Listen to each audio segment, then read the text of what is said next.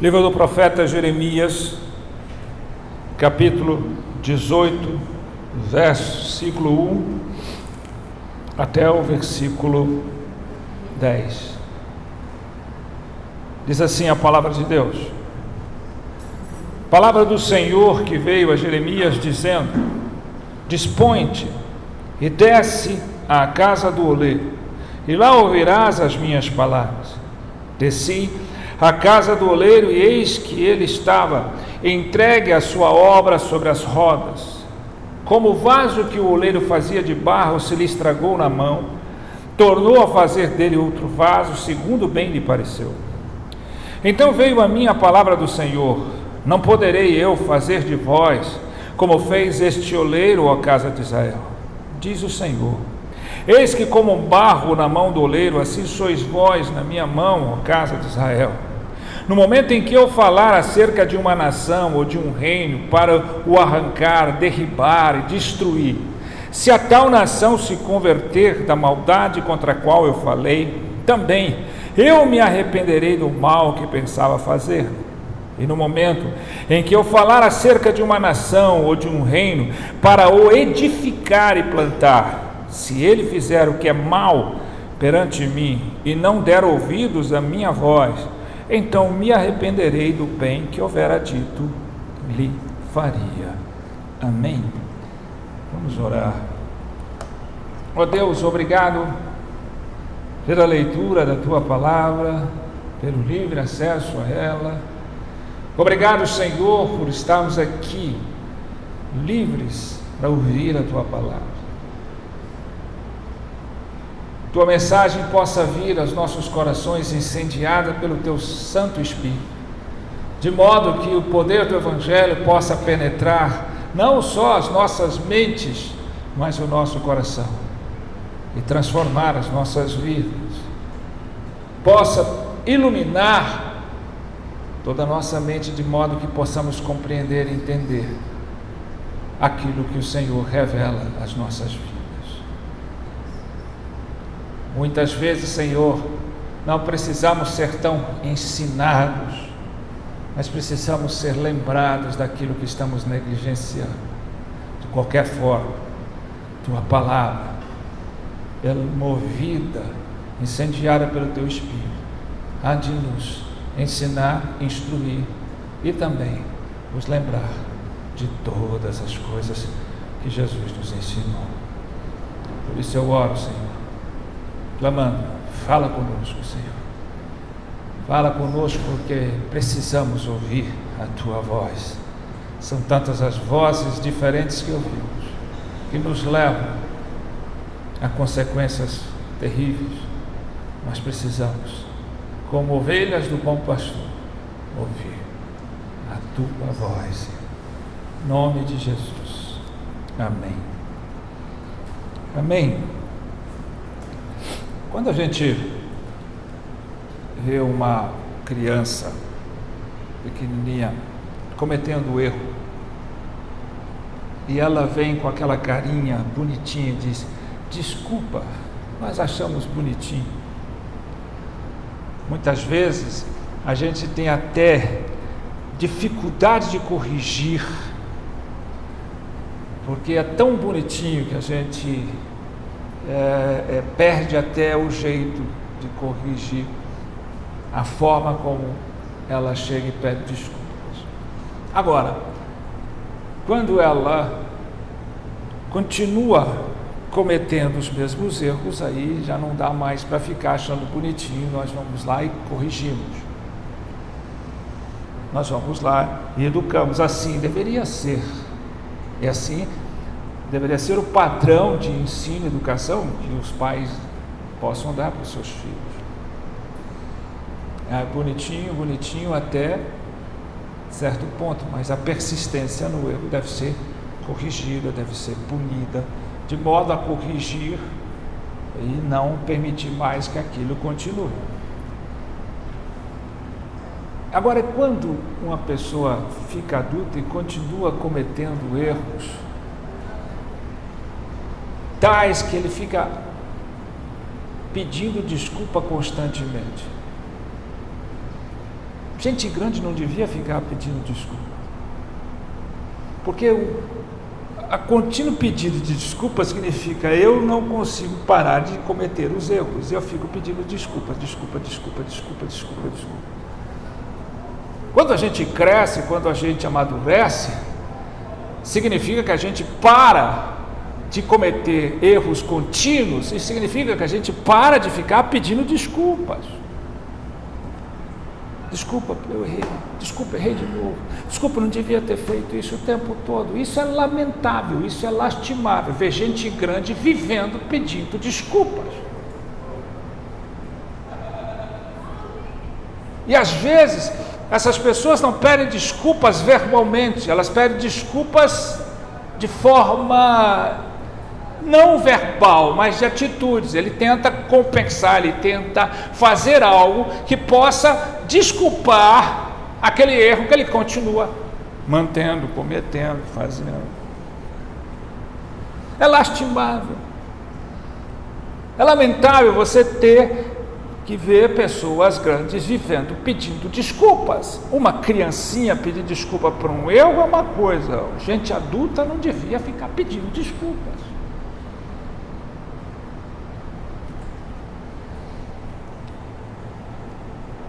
Agora, pensa como isso fica mais sério, fica pior, quando você fica pedindo desculpas para Deus.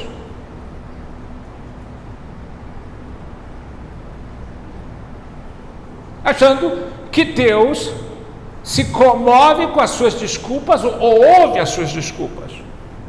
Se qualquer pessoa, na sua natureza caída e na sua condição pecaminosa e pequena, não consegue ficar ouvindo por muito tempo as desculpas das pessoas que continuam errando, imagina Deus. E é isso que as pessoas mais fazem com Deus, fica o tempo todo, elas não pedem perdão, elas pedem desculpas, e acham que Deus está ouvindo, atendendo e vai desculpar os erros grosseiros, contínuos, que eles continuam cometendo. Não, Deus não ouve a desculpa dos homens, Deus ouve o coração arrependido dos homens.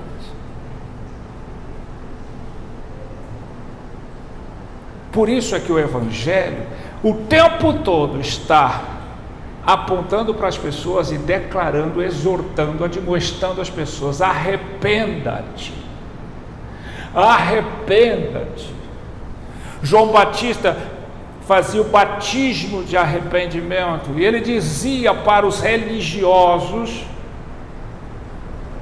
chamando muitas vezes eles de víboras, e eles diziam: produzi frutos dignos de arrependimento.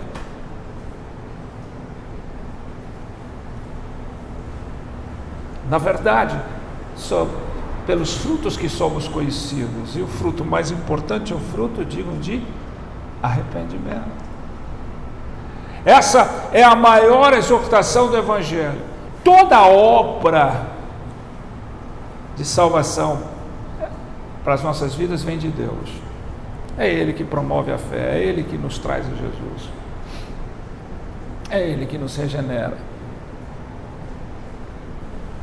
é Ele que faz tudo. Agora, Ele exige algo de nós, o arrependimento. Ele exige algo de nós, essa atitude. O que é arrepender-se? A palavra grega que traduz o arrependimento é metanoia, que significa, no seu significado literal, literário, mudança de mente. Mas nos parece que isso de alguma forma reduz o seu significado, porque arrependimento não é só a mudança de percepção, a mudança de mente, de como você enxerga a vida, é uma mudança de atitude completa. É abandonar o erro que você está cometendo, é abandonar o pecado. Porque se você está permanentemente pecando, você peca primeiramente contra Deus, e você não está livre, você está escravo de uma vontade promovida por um coração corrompido pelo pecado. Por isso que Jesus disse: eu vim para que de fato sejais livres. Se o Filho vos libertar, verdadeiramente sereis livres. Então, arrependimento. Arrependimento é isso que esse texto nos ensina. Arrependimento. Ele fala de arrependimento. Nós cantamos: faz de mim um vaso novo, seja o oleiro da minha vida. Estamos esquecendo que para isso nós precisamos nos arrepender. E essa é uma atitude que infelizmente não tem sido verdadeiramente obedecida por aqueles que professam sua fé em Cristo Jesus. Não são muitos aqueles que verdadeiramente se arrependem, mas são muitos aqueles que se desculpam o tempo todo. Então vamos começar observando aqui essa passagem, para que nós possamos entender isso, absorver essa exortação, fazer um autoexame, para que a gente possa verdadeiramente pensar: o que eu estou fazendo? Olha que ele diz: palavra do Senhor que veio a Jeremias, dizendo: dispõe-te, desce à casa do oleiro, e lá ouvireis as minhas palavras. A palavra de Deus que veio a Jeremias, não veio a mim, veio a Jeremias, veio a nós. Você não pode olhar a palavra de Deus de maneira literal, como se só acontecesse naquele tempo, para aquele povo, para aquela circunstância. Ela é dita para nós. E tanto como o profeta, como o povo, se quiser, qualquer um de nós, se quisermos ouvir a palavra de Deus, entendendo que o profeta hoje é aquele que prega a palavra de Deus, então o profeta está pregando a palavra de Deus. Mas a palavra de Deus foi feita para ser ouvida, vivida por todos nós. Agora, nós queremos ouvir Deus falar. E por que não ouvimos?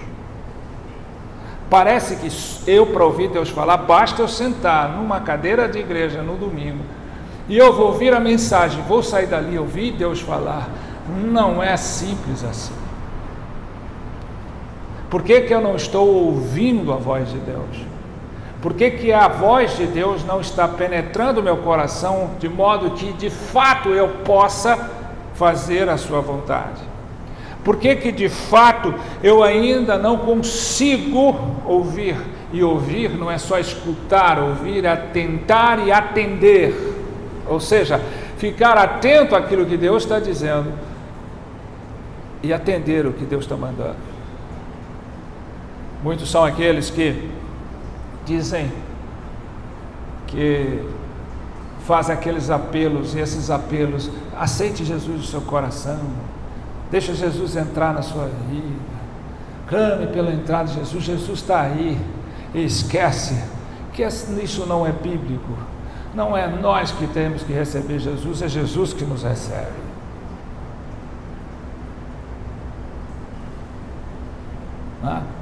E que você não só recebe aqueles, aí você vai ver o Evangelho de João, que diz no capítulo 1: e todos aqueles que o receberam, Cristo, foi-lhes dado o poder de serem feitos filhos de Deus.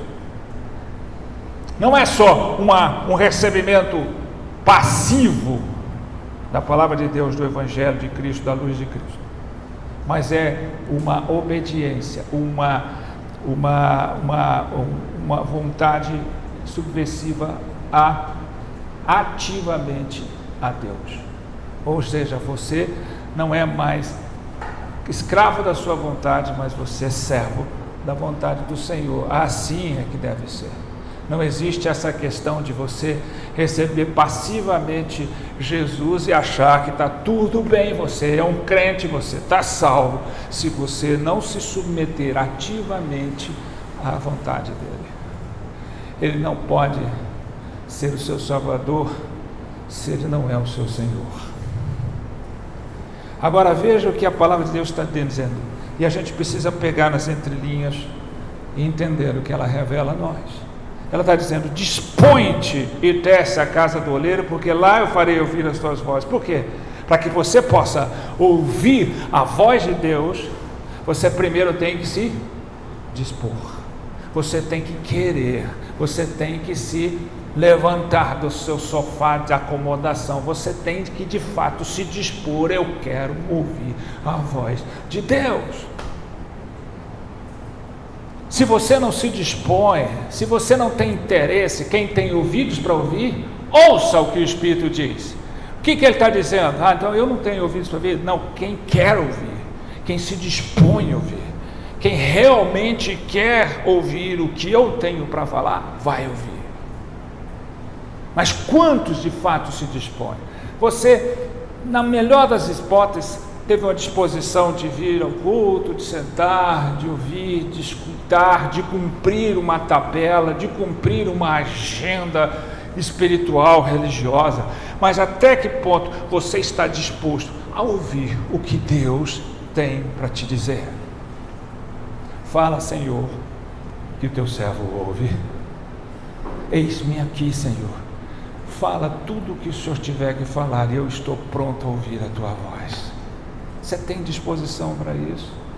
Não, eu tenho disposição para ouvir que Deus vai melhorar a minha vida, que vai mudar. Você tem disposição para ouvir Deus mostrar e revelar para você o seu mau caminho? Você tem disposição de ouvir o que Deus de fato vai dizer?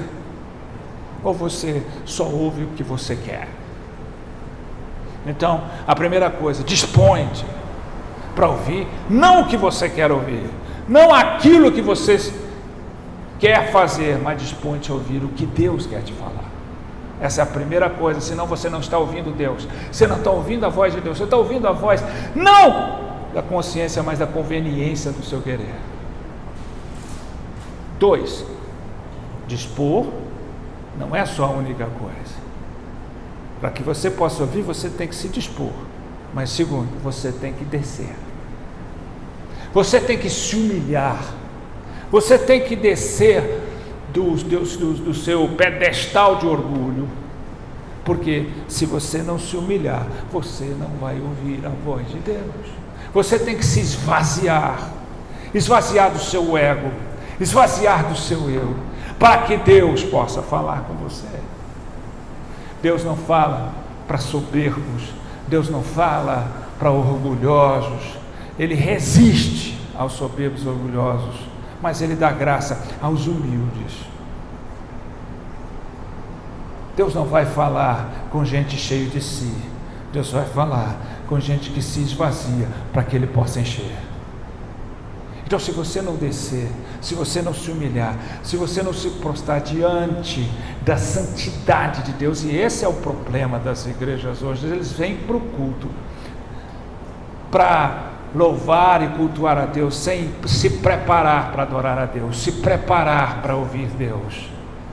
E como é que você se prepara? Você se dispõe, hoje eu vou encontrar com Deus, e você se esvazia, porque eu vou estar diante de um Deus que é santo, santo, santo. Então a primeira coisa para eu cultuar a Deus não é pensar no amor dele como atributo, mas é pensar na santidade dele.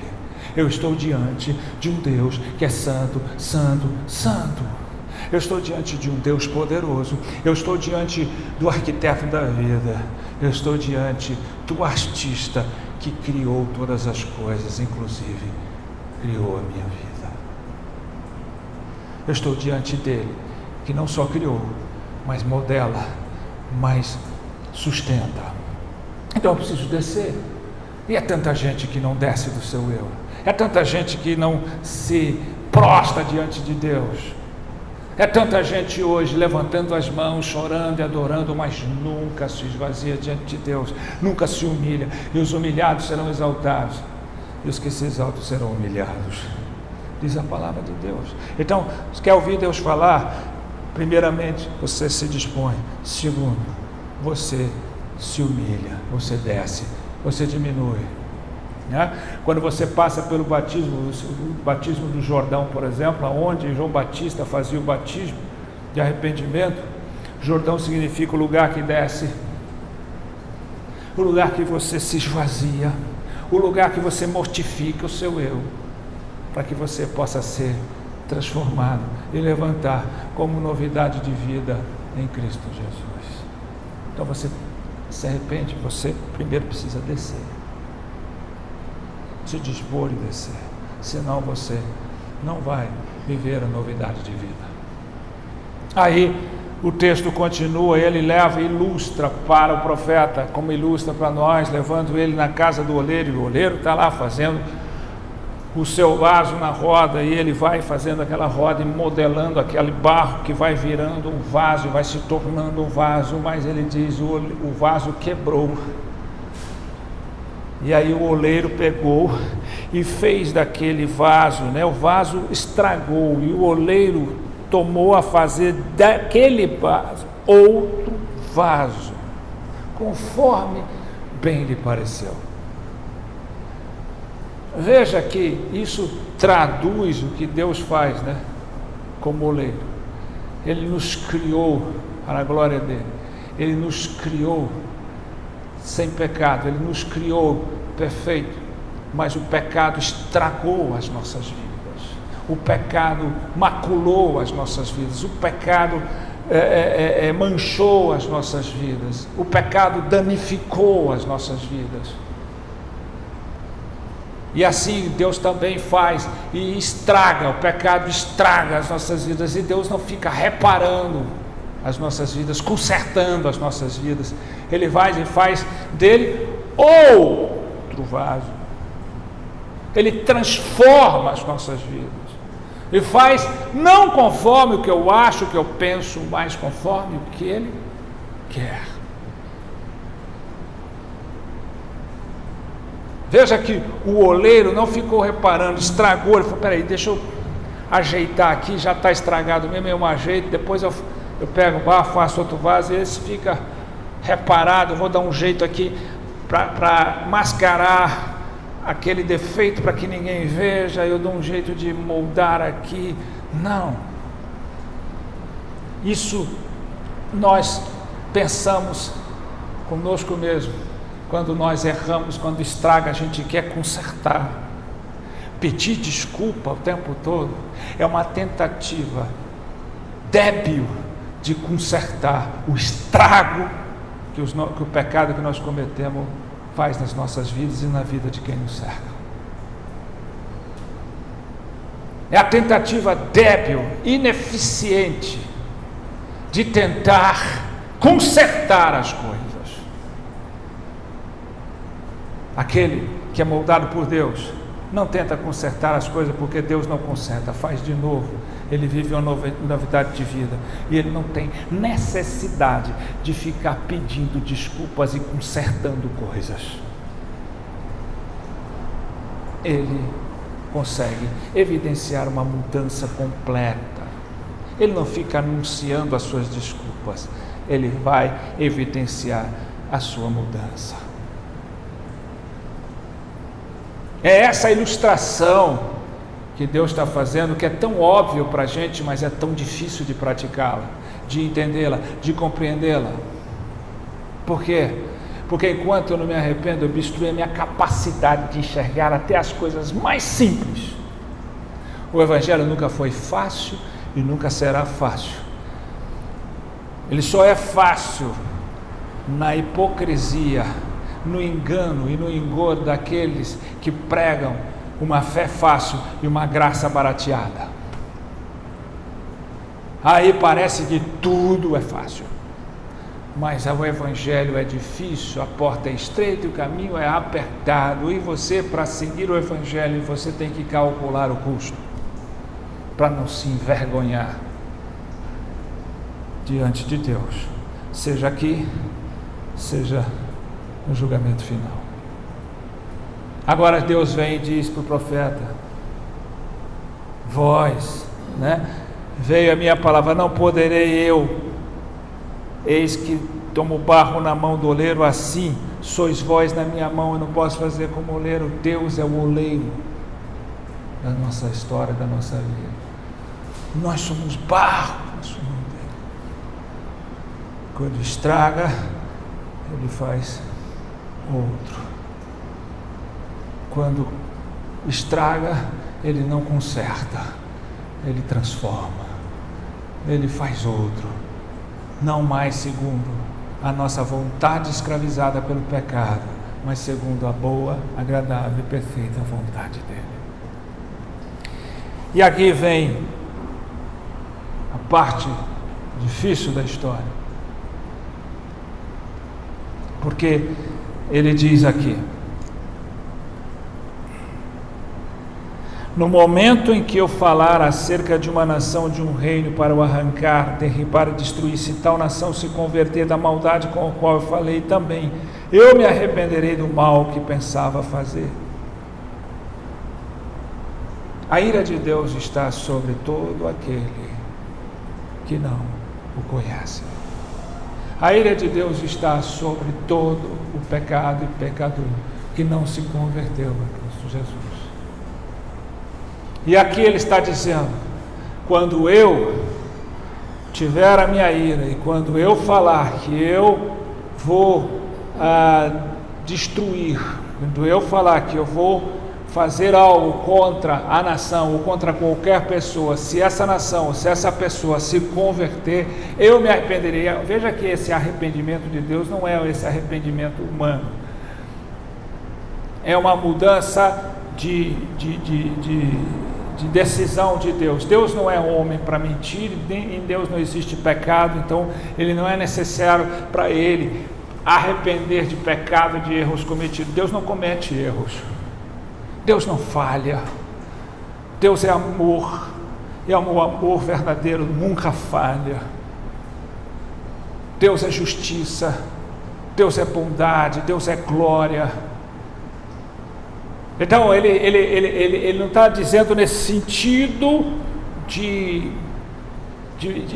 mudança por erro. Ele está dizendo: eu posso mudar o meu intento a partir do momento em que alguém se arrependa do mau caminho que deve estar andando. Eu posso me arrepender de levar a minha ira, a sua vida, para te levar para morte eterna, a partir do momento em que você se arrepender. Isso serve para qualquer pessoa, por pior que seja. Se ela se arrepender, Deus retira a sua ira. Deus muda o seu intento contra aquela vida. A palavra de Deus é completa quando Jonas foi mandado por Deus pregar na cidade de Nínive, uma cidade enorme, com cerca de mais ou menos 120 mil habitantes, uma cidade cheia de bárbaros, pessoas que sacrificavam vidas humanas a ídolos, de pecaminosidade extensa, uma cidade completamente desvirtuada. E Deus manda Jonas pregar, e Jonas vai para o outro lado, fugindo da ordenança de Deus, porque sabia que se ele pregasse, se aquela cidade se arrependesse, Deus perdoaria todos os pecados, e a ira de Deus não mais estaria por ele. E Jonas, com a sua justiça própria, ainda que seja um profeta, achou: não vai, porque eu sei que ele vai. E ele quase levou a pique a afundar o navio pelo qual ele entrou. E ele teve que ser jogado no mar, ele teve que se engolir por um grande peixe, ele teve que ficar na barriga desse peixe por 3 dias, ele teve que sofrer até voltar àquele lugar e obedecer o que Deus determinara para ele. Ele teve que ouvir Deus falar: quem é você? Nem a sombra da árvore que estava ele poderia ter, porque Deus é que faz as coisas. E ele pregou, e aquela cidade inteira se arrependeu e se converteu ao Senhor, e o Senhor perdoou a todos. Então não existe pessoa da pior espécie que você pode dizer, que não se arrependendo, que não é perdoada por Deus, mas que se arrepende verdadeiramente. Não aquelas que pedem desculpas, não aquelas que se acham boazinhas e acha que está tudo bem, mas aquele que se arrepende. Então a primeira coisa que ele disse: aquelas pessoas pelo qual a minha ira está, que eu vou destruir, o que ela, qualquer nação ou qualquer pessoa se arrepender, eu também me arrependerei do mal que faria por eles. Esse é o primeiro passo. Isso é importante para qualquer pessoa que ouça. Arrependa-te. Abandone o caminho do mal. Abandone a desobediência a Deus. E você se livrará da ira de Deus. E Deus mudará o seu destino. Mas também ele está falando agora para um outro tipo de pessoa, numa outra circunstância. Ele está dizendo: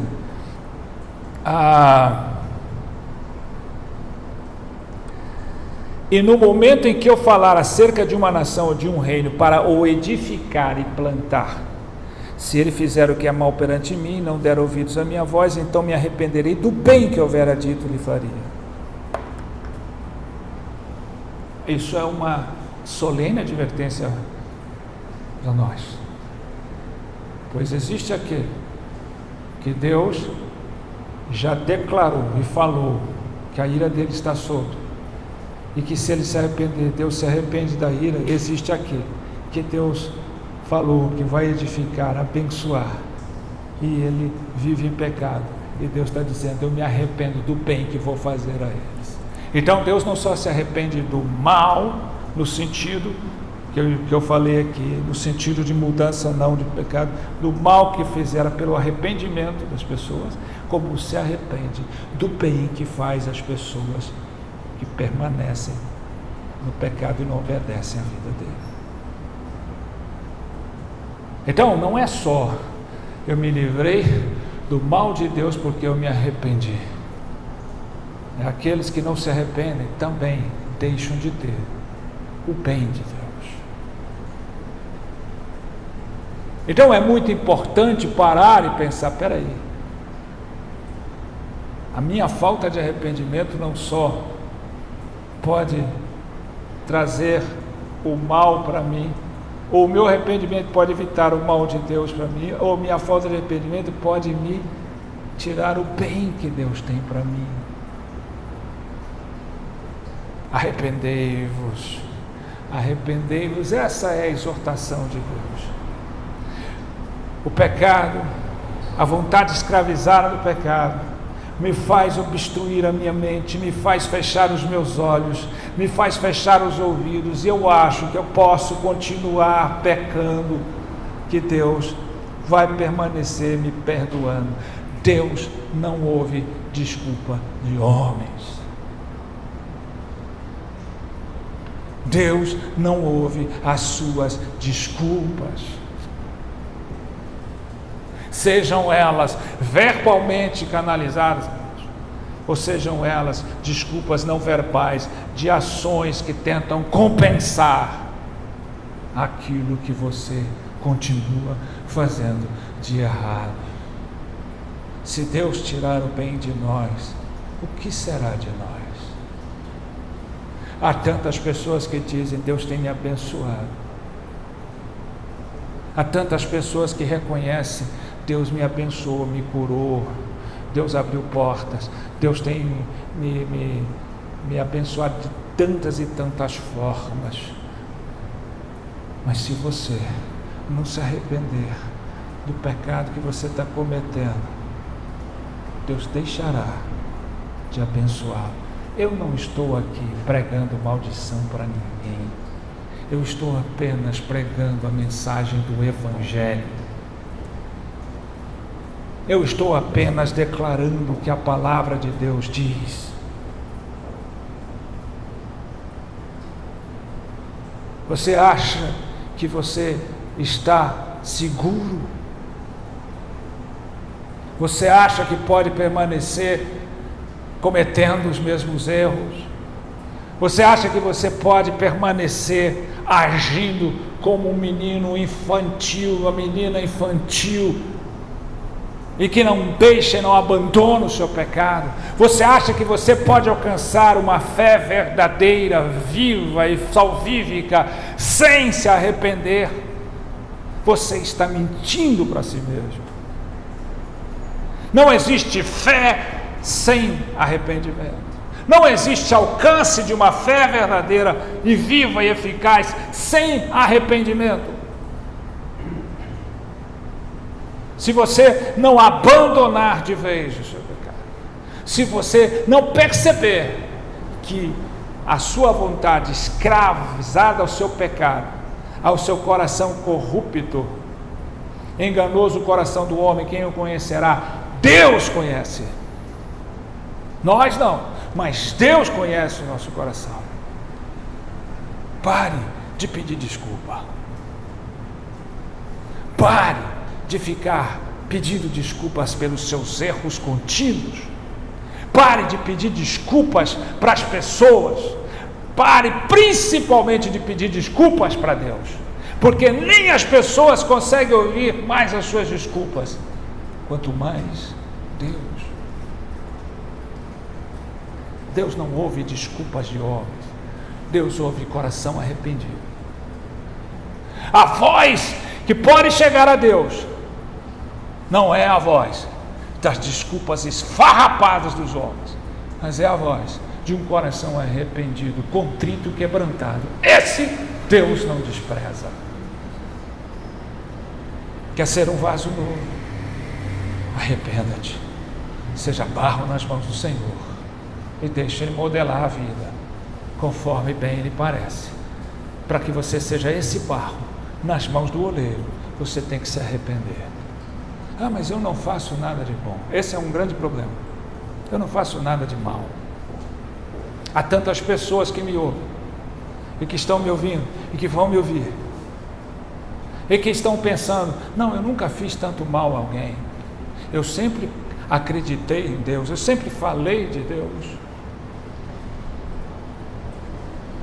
Que nunca se arrepende de verdade, que nunca entende o mal que habita no seu coração, que nunca reconhece o verdadeiro estado da sua vida de pecaminosidade, que continua ouvindo a sua própria voz, que continua ouvindo a sua própria vontade e continua fazendo do seu jeito e acha que Deus vai atendê-lo. Deus, repito, várias e várias vezes, Deus não ouve desculpa de homens.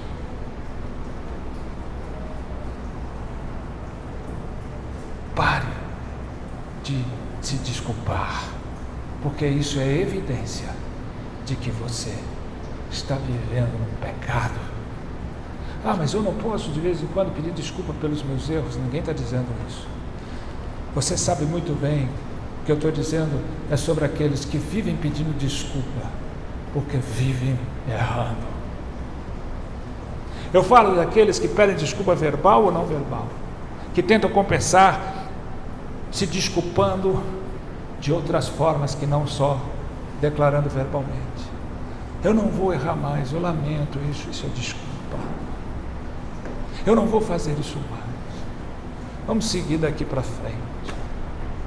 Pessoas que mantêm uma personalidade ruim, pessoas que têm atitudes que não condiz com a palavra de Deus e com o Evangelho que ouve e que fala, pessoas que não têm a honestidade e a integridade de caráter que devem ter, pessoas que mentem, pessoas que roubam. A palavra de Deus diz: se você mente, não minta mais; se você roubava, não rouba mais; se você se irava, não ira mais. Porque aquele que não consegue ser transformado por IT, aquele que não consegue se libertar de um pecado contínuo, é porque ficou escravo da vontade. Então, pense nisso. Muita gente diz, fala de Apocalipse 3, versículo 20, diz: eis que Jesus está dizendo: eis que estou à porta, se abrir, entrarei e cearei contigo. Olha que coisa interessante. Eu quero terminar falando disso. Apocalipse 3:20 está na boca de muita gente que declara que você que recebe Jesus, é você que abre o seu coração para Jesus, está naquelas que tentam confirmar a questão de que é você que aceita Jesus, é você que se diz. Então 20 diz: eis que estou à porta e bato, se alguém ouvir a minha voz e abrir a porta, entrarei em sua casa, cearei com ele e ele comigo. É engraçado porque não percebem o equívoco teológico ao usar isso para defender essa causa. E outro erro gravíssimo, porque eles não leem o versículo 19. O versículo 19 diz: eu repreendo e disciplino a quantos amo. Sê, pois, zeloso e arrepende-te.